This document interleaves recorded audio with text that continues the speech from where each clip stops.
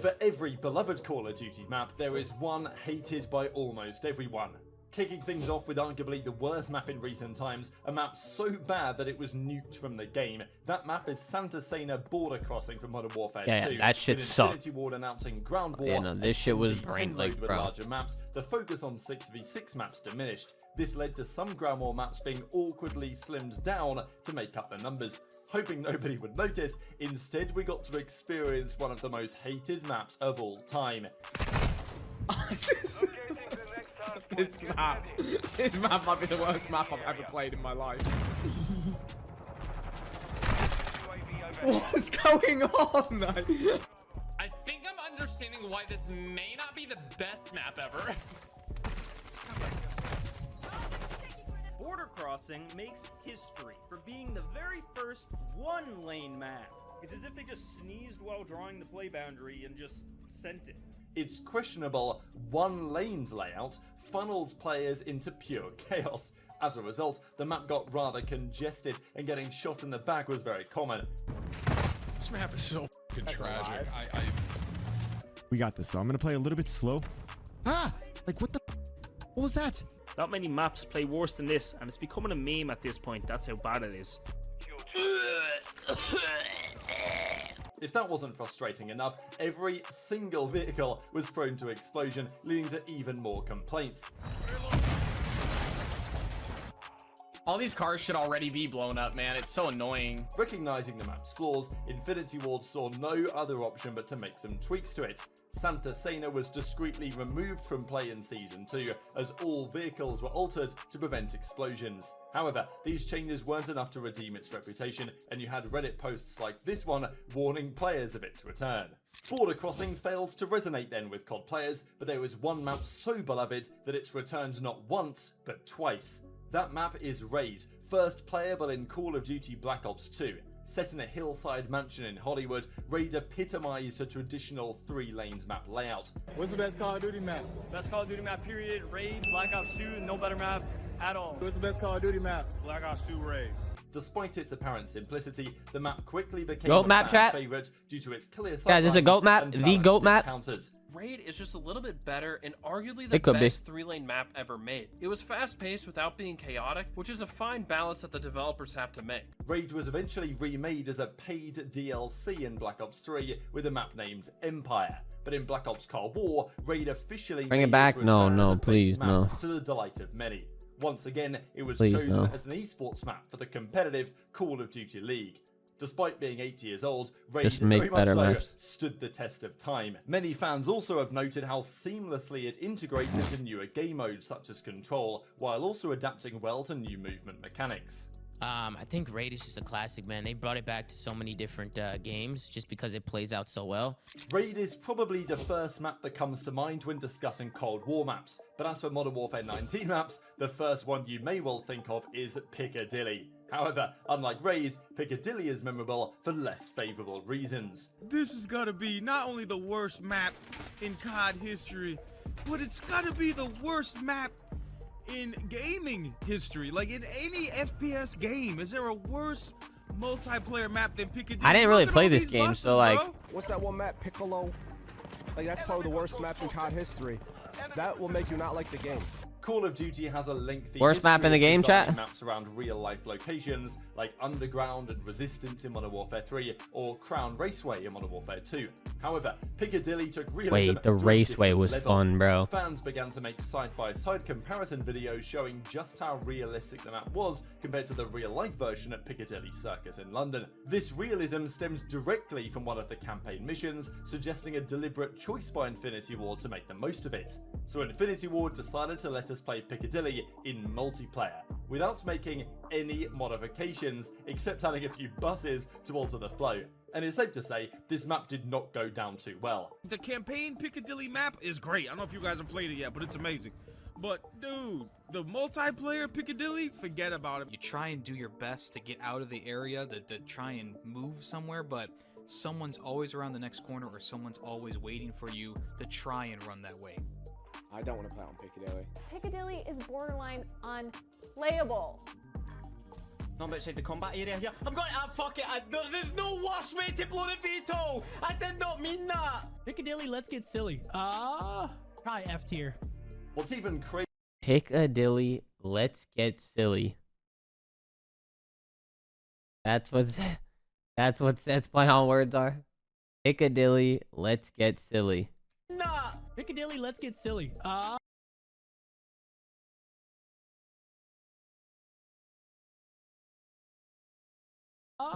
Probably F tier. Oh What's man. even crazier is somehow Piccadilly made it into the competitive map pool for Search and Destroy.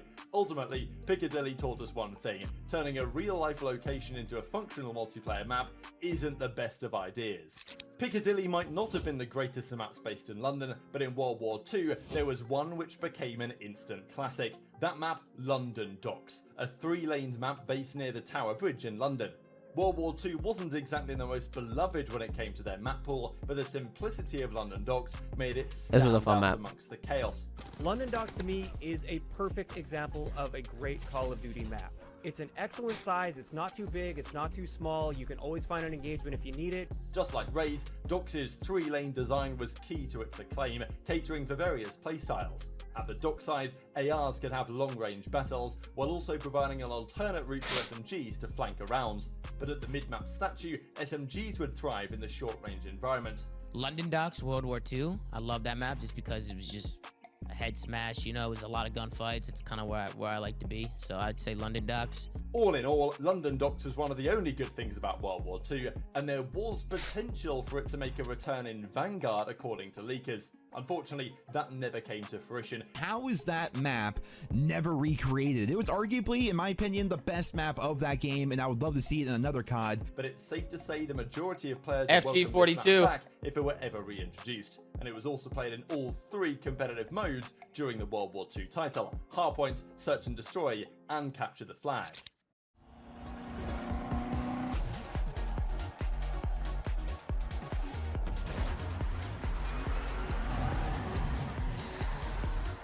If London Docks is classified as simple, then Chasm from Ghost is known for being the complete opposite. After 3 successful games in the Modern Warfare series, Infinity Ward decided it was time to freshen things up. I have to hop on that shit for a little. In late 2013. Amidst these changes, the map pool particularly stood out, and not always for the right reasons. Enter Chasm, a map based around a bombed-out building in Los Angeles. Chasm was one of the first maps in CoD to truly introduce verticality, but this shift in design philosophy was not exactly well received. And this map is not the best. It's kind of like a Battlefield map. This map actually reminds me of one of the maps from Battlefield Bad Company 2. I mean, look at this map. What? I mean, dude. Come on, man. You know there was some heavy drugs going on when they were making this map. Graphic. Because the sheer size of the map made it a rather negative experience, and it seems as though it was made for 20 players at least, rather than just 12. I'm just running around. Look, I mean, where's the flow? There's no flow in this map. I mean, this dude just comes out of nowhere. I mean, look, I didn't even know there was a staircase there. I mean, come on, man. Given its complex layout, moving far away from the 3-lane map designs we had seen previously, and the issues it therefore presented, it's no surprise that Chasm was not chosen for esports play. And while it may not have been the worst map in the game, it was certainly not loved by many. I don't know who the map designer was for Ghost. That wasn't even the map. It was certainly chosen for esports play. And while it This map's not even the map. may not have been the worst map in the game, it was certainly not loved by many. I don't know who the map designer was for Ghost, but you need to get fired. One map that was loved though is Solar from Advanced Warfare. I got fined for saying that. Find that guy. But you need to get fired. That's what I tweeted, and I got fined for that. Why isn't this guy getting fined? One map that was loved though is Solar from Advanced Warfare. As the first ever jetpack Call of Duty, designing maps around the brand new movement was understandably going to be tough, but Sledgehammer Games rose to the occasion, producing one of the better map sets in CoD history. I love this map for this reason. You don't have to walk on the ground at all. You could literally just jump from rooftop to rooftop as a sniper, That's one of the big reasons why I love this map. Solar in particular stood out as Solar one was of a the fun most map. entertaining maps to play on and to watch. This map is visually appealing. Probably one of the prettiest maps in the game. It's a map that you cannot go wrong with because you could have either close range gunfights or either long range gunfights on this map. So a 3-lanes map on paper, Solar exemplified exactly how to implement verticality into a 3-lane map. For Hardpoint in particular, there was a variety of different battles around the map. P1 was dominated by long-range engagements, while the indoor hills at P3 and P4 allowed SMGs to flourish. Although Solar garnered widespread acclaim, Al Bagra Fortress was not met with the same fondness. Similar to Border Crossing in some ways, Fortress was not designed with 6v6 in mind, but rather a location in the Warzone 2 Battle Royale map. Top 5 worst of all time?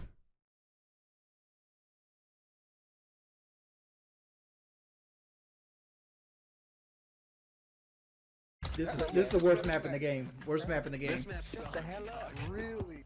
With this, Fortress became one of the more disliked maps in the game, particularly by professional players. Oh God. Definitely wasn't a good map. This is Control. Alright, Control was shit. As a solo queue, this might be the Control was worst shit. experience I've ever had in Call of Duty. In Control, players were bewildered at how it was even possible to win as the attacking team. Winning an Al Bagra Fortress offense is like the hardest thing to do in the Call of Duty League. Whatever we can do to get Fortress Control out, we must do. Yes, let's play this. God, Sin's always bitching, bro. I mean, I Fuck. say it every watch party we do. Every team we watch, I'm like, this map sucks. Get rid of Fortress Control. No more Al Bagra Fortress. Look at Dan, bro. It even got to a point where the Los Angeles Guerrillas refused Look at to Dan. Now Dan's got pubes on his chin. Fortress.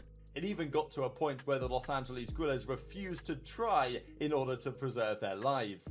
This gave them the tiebreaker advantage, forcing their opponent Surge to play the final round on offense instead. Fortress had its fair share of haters, but one map which won't have Standoff, is good map. Standoff. Just like Raid, Standoff was a staple in Black Ops 2, allowing for a wide variety of playstyles.